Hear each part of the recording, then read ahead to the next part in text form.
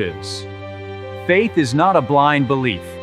It is the strength found in our shared community and the convictions that shape our nation. Welcome to Faith in America, exploring political and patriotic themes for a stronger nation.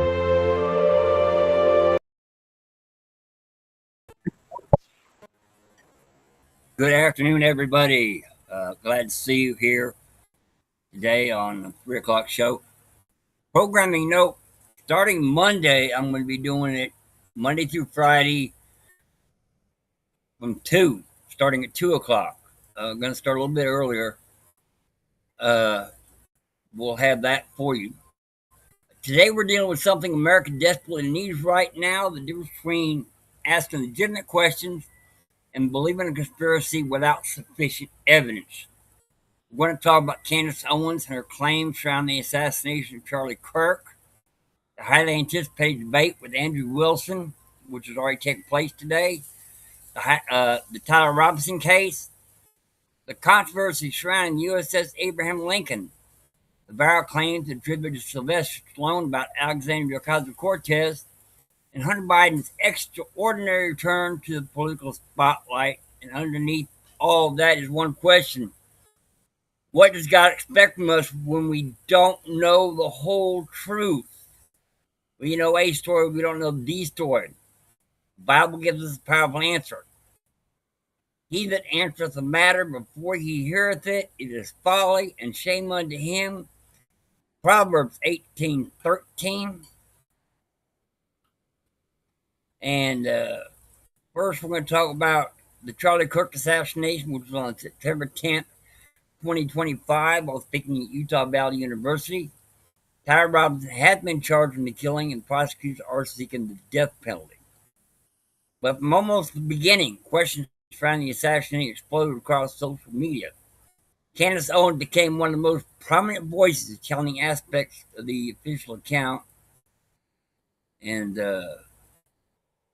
yeah, there we go. Let's make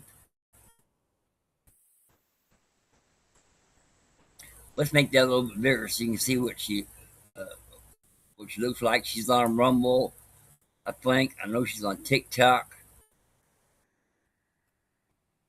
Okay, there she is, Candace Owens. She's questioned the evidence, the investigation, the timeline, the people surrounding Kirk, and possible motive behind the killing. Some of her theories have gone considerably further, including suggestions involving Israel, Turning Point USA figures, and even Kirk's widow. These are extraordinary allegations. They require extraordinary evidence. That doesn't mean we should automatically dismiss Candace Owens. It also doesn't mean we should automatically believe her. It means we should examine the evidence. That distinction is incredibly important. Recent preliminary evidence presented by prosecutors include surveillance evidence, forensic evidence, text messages, and testimony concerning Robinson. Prosecutors say Robinson acknowledged the shooting to his roommate, and the evidence places him at the scene. At the same time, Robinson's defense is challenging aspects of the prosecution's evidence, including forensic questions, and argues that the death penalty should not apply. A hearing on whether prosecutors have sufficient evidence to pursue capital punishment is scheduled for September 1st. So here's where faith in America needs to be careful. Questions are not proof. A discrepancy, let me get her off there. A discrepancy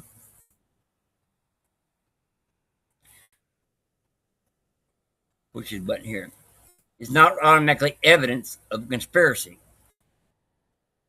The strange coincidence is not automatically evidence of coordination. And suspicion is not the same thing as knowledge. Next, we're going to go over to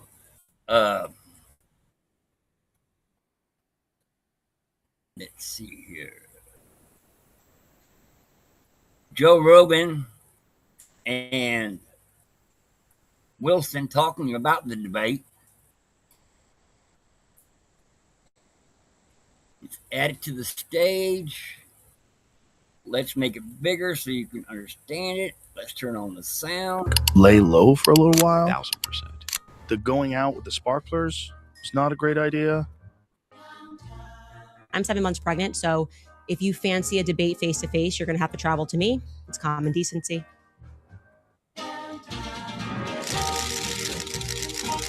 After giving it serious consideration over the weekend, I will be declining the invitation. The good news is that we have secured a moderator, a good one, and the moderator is already stepping in to moderate to get this debate over the finish line.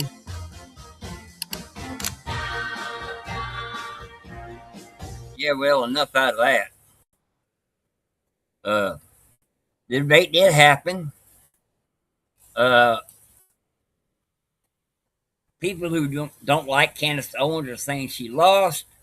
People like Candace Owens saying she won. This confrontation between Candace Owens and Andrew Wilson, who's a great debater, has come on as a political media event in itself. Candace Owens versus Andrew Wilson. Wilson challenged Owens to defend her claims publicly. The proposed debate has generated significant attention, including an offer that reportedly rose from $50,000 to $60,000, while later reports described an even larger offer. The important question isn't who is louder. It isn't who has a bigger audience.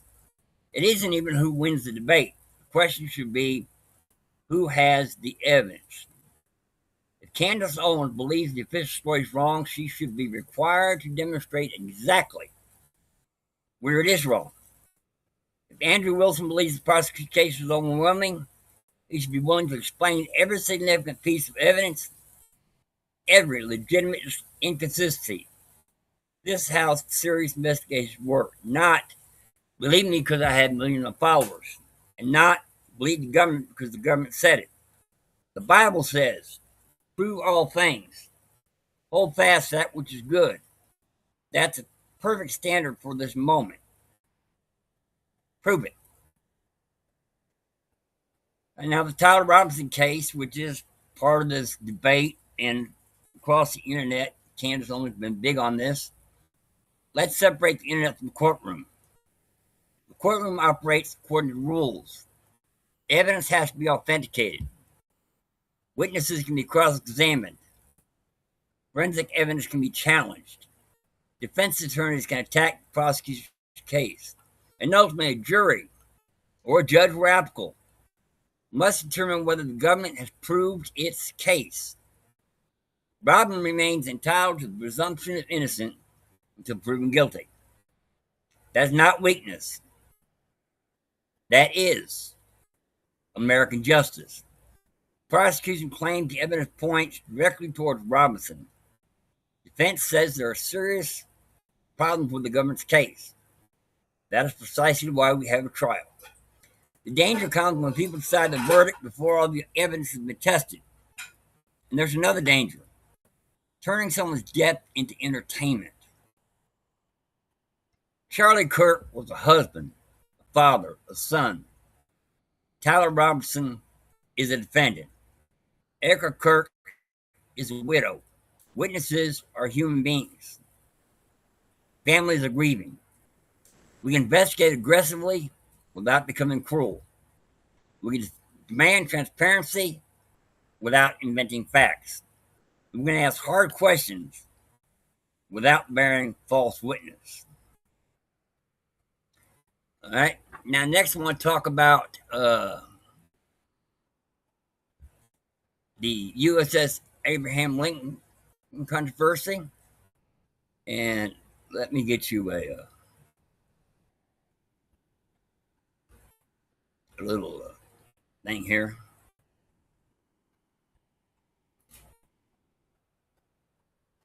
Over the past 48 hours, multiple media outlets have reported several false claims related to the USS Abraham Lincoln deployment to the Middle East. One report alleged 7 sailors died in a brawl aboard the aircraft carriers, and others have recently suggested a spike in suicidal ideations.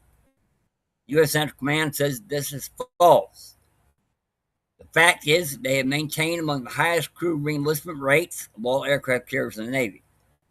The sailors and Marines of the Abraham Lincoln Carrier Strike Group remain resilient and resolved after more than 260 days at sea. 10,000 aircraft flights and 1.5 million pounds of ordnance has been expended.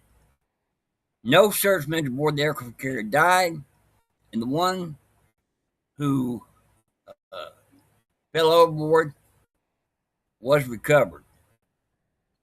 That's the article there from USS CENTCOM. And I've got good news, if I can find it. Let me blow it up here and make it bigger for you. The USS George Washington is heading to relieve the USS Abraham Lincoln so that they can get a break. It's hard. I mean, I was in the Navy. It's hard to get a break while you're at sea.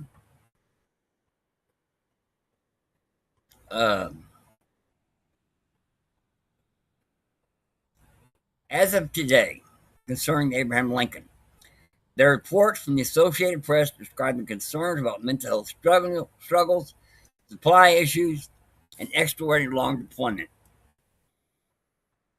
while noting that Defense Secretary of War Pete Hexas has denied claims of severe conditions. So we have conflicting claims, and that means the responsible answer is not to blindly repeat either side. Men and women serving aboard that carrier deserve better than political propaganda. If conditions are good, prove it. If conditions are bad, investigate it. But don't manufacture deaths. Don't exploit suicide. Don't turn American sailors into political ammunition. The Bible says, "Thou shalt not bear false witness against thy neighbor," Exodus 20:16. That applies to civilians. It applies to politicians. It applies to journalists. And it applies to the military. Next, we're going to talk about my least favorite person in the world. There she is. Andrea Ocasio-Cortez is in the news again.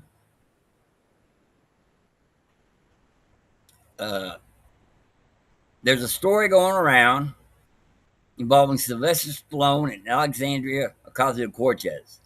The story claims Stallone described his conversation with AOC as being like listening to a high school girl, and allegedly said that electing bartenders with theater degrees produces people like AOC.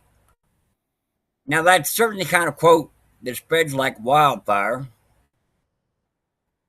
on the internet and on social media. But here's the problem. I cannot substantiate those exact Stallone quotations from a credible source. The search results I found do not establish that Stallone actually said these words. One viral video made the claim explicitly identifies itself as fictional entertainment. So don't put a fake quote in the mouth of Sylvester Stallone, and don't put it in my mouth. You may dislike AOC's politics, which I do. You may strongly disagree with socialism, which I do. You may believe her policies are destructive, which I do. These are legitimate political arguments. But if we're going to criticize someone, let's criticize for what they actually said and did. Truth does not need a fake quote to make its case. I think she does sound like a schoolgirl. She was a bartender. And next, I want to show you a video.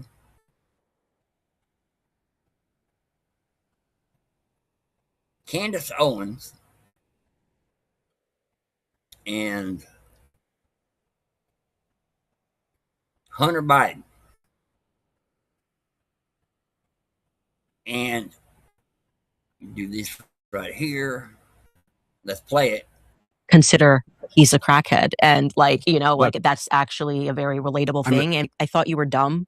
Yeah. Because I don't know, maybe because Meghan McCain was on The View for too long or something. And I was like, here we go. Just like rich political kids. If there's anybody in the history of America that benefits from low expectations, it's me. I've heard you call me a crackhead many times. And the truth of the matter is I was a crackhead. I went up to her and I said, okay, that's enough out of that. That's enough out of that. But anyway, Hunter Biden is making the rounds. He did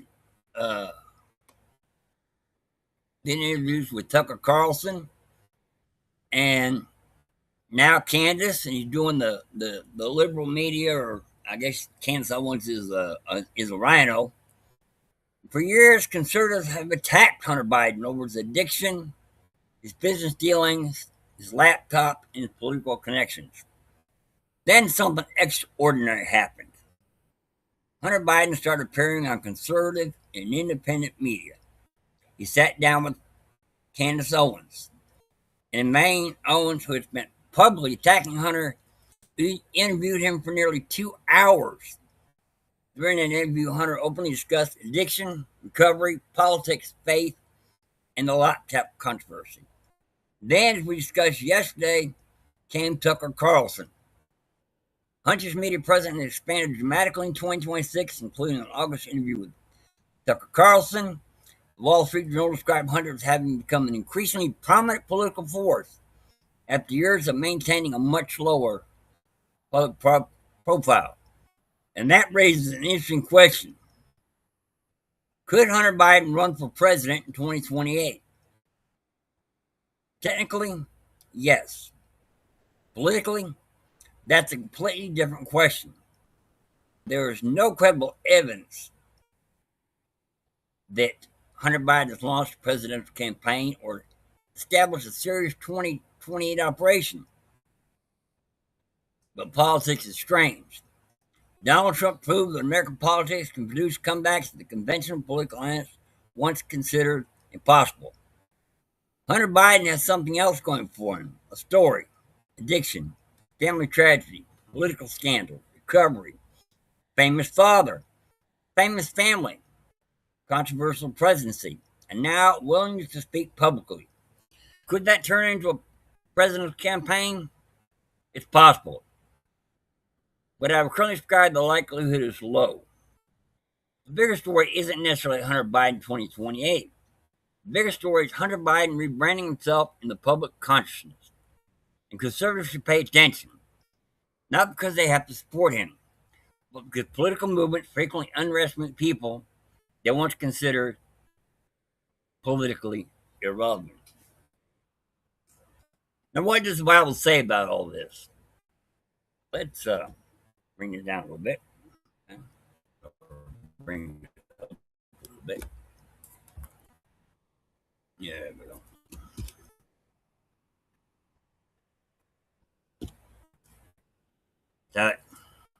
Now let's bring this home. We live in an information age where everyone can become a publisher. Everyone can become a commentator. Everyone can become an investigator. Everyone can create a conspiracy theory. Everyone can become convinced they possess the truth. But Christianity gives us a warning. We're accountable for what we say. James 3 warns about the responsibility that comes with teaching. Proverbs 12:22 says, lying lips are abomination to the Lord, but they that deal truly are his delight. That's not merely a command for journalists. That's a command for Christians. If we're going to expose corruption, we need to be truthful. If we're going to challenge government narratives, we need evidence. If we're going to criticize Democrats, Republicans, conservatives, liberals, Candace Owens, Andrew Wilson, Hunter Biden, Ace, or anybody else, we need to tell the truth. There's another biblical principle that may be more important. Don't confuse discernment with cynicism. Discernment asks, what is true? Cynicism says everybody is lying. Those are not the same thing. A Christian should not be gullible, but a Christian shouldn't be paranoid either. We shouldn't automatically believe the government. We shouldn't automatically believe influencers. We should automatically believe alternative media. And we shouldn't automatically believe mainstream media. We should test everything against truth.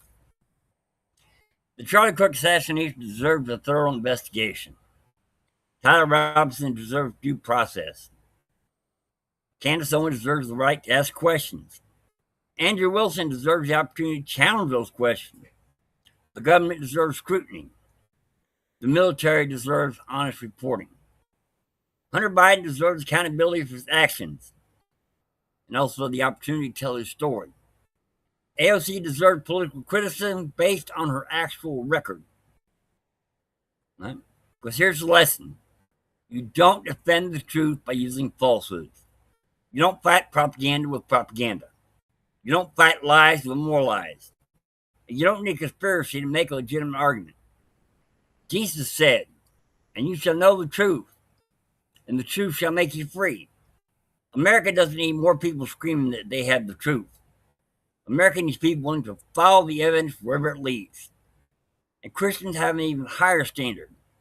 We don't belong to a political party first. We don't belong to the influencer first.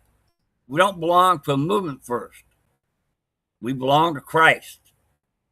So when the evidence supports our side, tell the truth. When the evidence hurts our side, tell the truth. When our political opponent is right, admit it. When our favorite commentator is wrong, say so. Because ultimately, our loyalty isn't to Candace Owens. It's not to Andrew Wilson. It's not to Donald Trump. It isn't to the Democrats. And it isn't to the Republicans. Our ultimate loyalty belongs to Jesus Christ. And if we're going to say faith in America, then our faith must be strong enough to follow the truth, even when the truth is not politically convenient. I'm Paul Sharp, and this is Faith in America, real life issues from a biblical perspective, faith, obedience, and stewardship. And we are going to call it a day, and we will see you Monday. Monday, I'll have more news and opinion and different things that have popped up over the weekend, but it will be at 2 o'clock on your favorite streaming service. All right? And let me make this bigger here. Ooh. Let me make this a little bit bigger.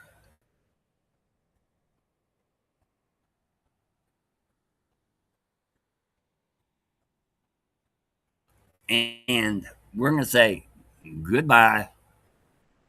Have a great evening.